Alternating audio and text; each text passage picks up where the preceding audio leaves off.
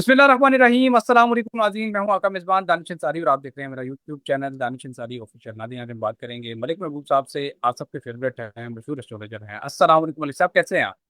वालेकुम अस्सलाम। अल्लाह का शुक्र है। आप सुनाए दानिश साहब, क्या हाल चाल है? अल्हम्दुलिल्लाह मलिक साहब, मैं भी ठीक हूँ। मलिक साहब, आज का प्रोग्राम बड़ा ही इंटरेस्टिंग और बड़े इंपॉर्टेंट टॉपिक पर है। वो टॉपिक अमेरिका और ईरान के दरमियान जो जारी जंग थी उसके हवाले से है, क्योंकि आज 14 जून है जिस वक्त हम ये प्रोग्राम रिकॉर्ड कर रहे हैं और संडे का दिन है। सर, 14 जून का दिन सेलेक्ट किया गया है ईरान और अमेरिका की तरफ से। जनेवा में साइडलाइन पर एक मीटिंग होगी जिसमें बाकायदा दस्तखत किए जाएंगे, एक माहे पे इतफाक किया जाएगा। और ईरान और अमेरिका के दरमियान बाकायदा मुमकिन है जंग बंदी हो जाए। और डोनाल्ड ट्रंप की तरफ से इस उम्मीद का इज़हार किया जा रहा है कि आबने हुर्मस जो है वो खुल जाएगी। लेकिन सर, आप न्यूमरोलॉजी भी जानते हैं, एस्ट्रोलॉजी भी जानते हैं, 14 जून का जो दिन सेलेक्ट किया गया है, क्या ये नतीजा केस होगा? कोई नतीजा निकल सकेगा? किसी बात पे इतफाक होगा? क्या देखते अच्छा, न्यूमरोलॉजी में बहुत सारी किस्में हैं। एक है वैदिक न्यूमरोलॉजी, एक है आपका पाइथागोरस न्यूमरोलॉजी, एक आपको पता है बहुत ही मशहूर है चाइनीज न्यूमरोलॉजी। इस तरह के दो तीन और भी हैं, इजिप्शियन भी है और बहुत सारे हैं।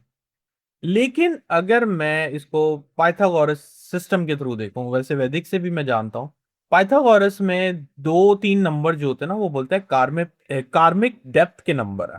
इसमें 13, 14, 18, 19 वाले नंबर जो होते हैं, ये बोलते हैं इनके ऊपर कार्मिक डेप्थ है, मतलब इनके पीछे जो है इन एक्चुअल प्रॉब्लम है।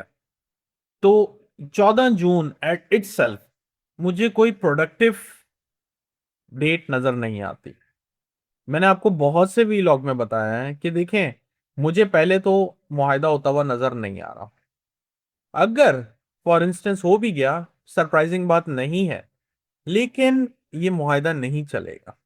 समहाउ कोई ना कोई प्रॉब्लम होगी और ये फिर मुआहिदा टूट जाएगा। तो मुआहिदे का हम तो समझ रहे हैं बहुत बड़ी बात है, लेकिन देखें, इंडिया पाकिस्तान के बीच में हुई लड़ाई, सीज फायर हो गया, कोई मुआहिदा नहीं हुआ, चल रहा है। तो एक्चुअल जो हमारा मोटिव होना चाहिए वो ये है कि अमन और अमान रहे। मुआहिदा हो, सीज फायर हो, जो भी हो, अमन और अमान मुझे नजर नहीं आता। सीधी सी बात है। अब ये मुआहिदा हो जाएगा तो ये कोई बहुत बड़ी बात नहीं होगी। ये मुआहिदा, पहली बात है, मुझे नजर नहीं आ रहा। अगर हो गया तो भी ये कामयाब नहीं होने वाला। तो अगर आप ये समझ रहे हैं कि इसके बाद दुनिया बड़ी सेटल हो जाएगी, बहुत अच्छा हो जाएगा, तो ये शायद 2-3 महीने की मार है, उसके बाद फिर प्रॉब्लम शुरू हो जाएगी। क्योंकि हम जो है एक जंग की तरफ जा रहे हैं। आपको मैं बहुत दफा बता चुका हूँ, first phase, second phase, third phase. ये जो फर्स्ट और सेकंड गुजरे हैं, ये जो है आगाज है। आगे जैसे जैसे बढ़ते जाएंगे चीजों में तब्दीली आएगी। अच्छी बात है, बहुत अच्छी खबर है कि मुआहिदा हो रहा है, लेकिन मैंने जैसे बताया, सितारों की सिचुएशन में ये मुआहिदा अनसक्सेसफुल नजर आता। हैं? ओके मलिक साहब। अच्छा मलिक साहब, आपने ईरान और अमेरिका के दरमियान माहे को तो आपने बताया कि अनसक्सेसफुल होगा।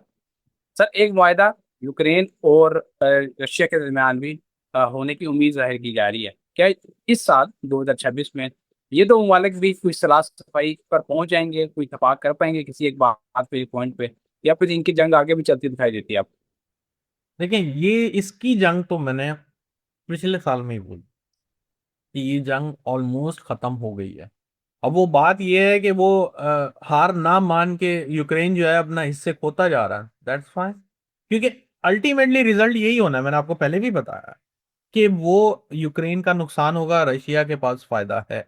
इस साल का जो बेस्ट मुल्क भी है ना, अगर आप ये पूछेंगे दुनिया में कौन सा मुल्क ऐसा है जिसको इतना डैमेज नहीं होगा, डैमेज रशिया को भी होना है। जो उन सब में से वो बोलते हैं ना, अंधों में काणा राजा, तो अंधों में काणा राजा जो है ना, रशिया है। ओके मनी साहब। अच्छा मनी साहब, इंडिया और पाकिस्तान के वाले से भी बताएं कि जून जुलाई अगस्त के महीने क्या इन दोनों ममालिक के दरमियान भी कोई मामला खराब हो सकते हैं, पानी के हवाले से, या फिर बॉर्डर पे कोई वाकयात पेश आ रहे हैं खुदा ना खास्ता? क्योंकि आज का दिन बड़ा इंपॉर्टेंट है, क्योंकि आज के दिन वजीरिस्तान में ऑपरेशन किया गया पाक आर्मी की तरफ से, और 72 खारजी जो हैं उनको जहन्नम हासिल किया गया। और पता चला इन सबका ताल्लुक इंडिया से था, जो बेसिकली ट्रेंड कर रहे थे। इंडियन जो खुफिया एजेंसी है रॉ, उनको ट्रेनिंग कर रही थी अफगानिस्तान से, और फिर उन्हें पाकिस्तान भेजा गया और बॉर्डर पे ही इन्हें हलाक कर दिया गया। सर, क्या इंडिया और पाकिस्तान के दरमियान भी बराह रास्त कोई जंग हो सकती है, खुदा ना खास्ता? नहीं, मुझे नहीं लगती। हाँ, अलबत्ता ये जरूर है, इंडिया पाकिस्तान की गर्मा गर्मी होगी, वो भी पानी की वजह से। पानी बहुत एक्टिव होने वाला है जुलाई के एंड में, कि सैटर्न रेट्रोग्रेड होगा यहाँ से, जुपिटर उसको डायरेक्ट एस्पेक्ट दे रहा है। तो मुझे ऐसा लग रहा है कि जुलाई जो है डिफिकल्ट महीना होगा इंडिया पाकिस्तान के लिए, वेदर को लेकर। ओके मनी साहब। ओके मनी साहब, अच्छा मनी साहब, कुछ पॉलिटिकल क्वेश्चंस भी कर लेते हैं। बजट पेश किया गया, पीटीआई की तरफ से कहा गया कि हम एहतजाज करेंगे, एहतजाज भी नहीं किया गया। फिर कहा गया कि बाइकआउट करेंगे, बाइकआउट भी नहीं किया गया। और पीटीआई पर ही हुकूमत की तरफ से तनकीद की जा रही है कि ये अच्छी ओपोजिशन भी नहीं कर सक पा रहे और अच्छी हुकूमत भी नहीं कर पा रहे। सर, आपने बताया था कि पीटीआई मुतारिक होने वाली है, इन्होंने मुतारिक होने की कोशिश बहुत की लेकिन मुतारिक हो नहीं सकी। क्या वजह है? इनके पीटीआई के ज़ायचे में ऐसी क्या चीज़ है कि ये मुतारिक नहीं हो पा रहे, कोई बकायदा कोई तहरीक नहीं चला पा रहे, प्रोटेस्ट नहीं कर पा रहे, हर तरफ से बैठे हुए? क्योंकि ये चाहते ही नहीं है कि पीटीआई जिस तरह बूम की थी वैसे हो। इसमें काली भेड़ें बहुत हैं जो कि इसको डैमेज करना चाहती, सीधी सी बात है, इसमें कोई कोई रॉकेट साइंस ही नहीं है।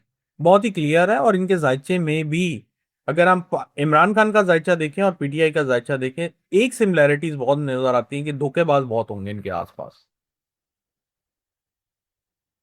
ओके, अच्छा मौलवी साहब, इमरान खान साहब की सेहत के हवाले से भी आजकल काफ़ी मामला चल रहे हैं, खबरें चल रही हैं। और खान साहब की जो आँख का इन्फेक्शन है वो भी बताया जा रहा है अभी ठीक नहीं हुआ, और सेहत के मामला भी ख़राब हैं। तो खान साहब के हवाले से आप क्या डेवलपमेंट देख रहे हैं, उनकी सेहत के हवाले से और उनकी रहाई के हवाले से? क्या आपको वक्ती दैचा दिखाई देता है उनका? वक्ती जायचे के हिसाब से अक्टूबर नवंबर तक खान साहब की सेहत के मामले कोई अच्छे नजर नहीं आते, वो डिस्टर्ब ही रहेंगे। और मुंतकिली मार्च से ही मुझे नजर आ रही है, मैंने आपको शेयर की भी ऑलरेडी। और हमें हो सकता है ना भी पता हो कि वो कहीं और मुंतकिल हो गया हो, हम तो यही समझ रहे हैं वो अडयाला में है। एक्चुअल में तो यहाँ पे नहीं पता है कि वो हैं किधर, लेकिन मुझे मुंतकिली नजर आ रही है। वली साहब, जो बजट पेश किया गया है हुकूमत की तरफ जानिब से, वो कहा जा रहा है, क्लेम किया जा रहा है हुकूमत की जानिब से कि बहुत अच्छा बजट है, आवाम को रिलीफ मिलेगा और महंगाई में कमी आएगी, रोजगार भी मिलेगा। तो वाकई ये सारी चीज़ें मिलेंगी या फिर ये सिर्फ ख्वाब दिखाए जा रहे हैं, सुहाने ख्वाब जिन्हें कहते पर मेरे ख्याल से जब से पाकिस्तान आज़ाद हुआ हर साल यही कहा जाता है, तो ये तो है रिपीटिंग डायलॉग, इसमें कोई फर्क नहीं है। लेकिन पाकिस्तान की आवाम को रिलीफ 2027 के 27 के एंड से मिलता हुआ नजर आ रहा है। उससे पहले जो मर्जी जो बोलते रहे, मुझे नहीं दिखता। हैं? ओके मलिक साहब, अच्छा मलिक साहब, पीटीआई का आप क्या फ्यूचर देखते हैं जून जुलाई अगस्त से? अब क्योंकि गर्म महीने और गर्म महीनों में एहतजाज करना मुश्किल होता है, प्रोटेस्ट करना या कोई तहरीक चलाना बहुत मुश्किल होता है। तो इतने 6 महीने तो तकरीबन गुजर गए, कोई तजाज कोई तरीक नहीं चल सकती। क्या अगले 3-4 महीने भी ऐसे ही गुजरेंगे या फिर कोई प्रोटेस्ट आपको दिखाई देता है बाकायदा, जिससे हुकूमत की जो बुनियादें हैं वो हिलें? वो हिलेंगी, लेकिन मैं ये नहीं बता सकता पीटीआई, क्योंकि मुझे पीटीआई पे, आप 3 महीने से मैं बोलता आ रहा हूँ मुझे प्रोटेस्ट नजर आ रहे हैं, लोग सड़कों में नजर आ रहे हैं। लेकिन आप अगर ये बोलें पीटीआई, तो मैं बोलूंगा नहीं, पीटीआई नहीं, कोई और हो सकता है। अलग अलग रीजंस की वजह से प्रोटेस्ट हैं। लेकिन पीटीआई को अगर आप बोलेंगे पीटीआई होगी, तो मुझे बहुत कम चांसेस लगता है कि पीटीआई इसको आउट परफॉर्म करके सबको पीछे करेगी, ऐसा मुझे नहीं दिखता। मतलब सर, बिल्कुल आपने बताया था और आपकी प्रोडिक्शन दुरुस्त भी हुई थी। आपने कहा था जून के महीने में प्रोटेस्ट दिखाई देते हैं, और आज़ाद कश्मीर में जिस वक्त हम ये प्रोग्राम रिकॉर्ड कर रहे हैं अभी भी प्रोटेस्ट जारी है और खूनी प्रोटेस्ट जारी है। और कई लोग जो हैं इसमें जाबाक हो चुके हैं प्रोटेस्ट की वजह से। और पीटीआई का बिल्कुल आपने बताया कि पीटीआई से आपको कोई उम्मीद नहीं है। सर, इसके अलावा वो कौन से ऐसे इलाके हैं पॉलिटिकली आप देख रहे हैं जहाँ पे प्रोटेस्ट हो सकता है? नॉर्थ के इलाकों में प्रोटेस्ट हो रहा है लेकिन बाकी पूरा पाकिस्तान खामोश बैठा है। चाहे पेट्रोल 400 से ऊपर चला जाए, चाहे बिजली का यूनिट 70-80 रुपये हो जाए, लोगों को कोई गर्ज ही नहीं है, लोगों को कोई असर ही नहीं हो रहा, लोग खामोश बैठे हैं और बस तनकीद कर रहे हैं। प्रोटेस्ट पाकिस्तान में प्रॉपर कब शुरू होगा? ईस्ट के जोन से मुझे नजर आता है, और सेंट्रल जोन मतलब ये पंजाब से, जब भी कोई प्रोटेस्ट ऐसा जो पंजाब से स्टार्ट होगा वो बहुत मायनेफुल होगा। और प्रोटेस्ट के लिए टाइम जैसे चल रहा है, 15 जून के बाद चीजों में और भी ज्यादा शिद्दत आने का बहुत हद तक इम्कान है। 15 जून के बाद, तो मतलब आज से 2 दिन बाद चीजें में और भी ज्यादा तेजी, शिद्दत डेफिनेटली देखने को मिलेगी आपको। बहुत शुक्रिया मेरे साहब, आपने वक्त निकाला। इंशाल्लाह नेक्स्ट प्रोग्राम में ऐसी दिलचस्प टॉपिक के साथ दोबारा पेश होंगे। अगली वीडियो तक के लिए मुझे और मलिक महबूब साहब को इजाजत दीजिए। अल्लाह हाफ़िज़।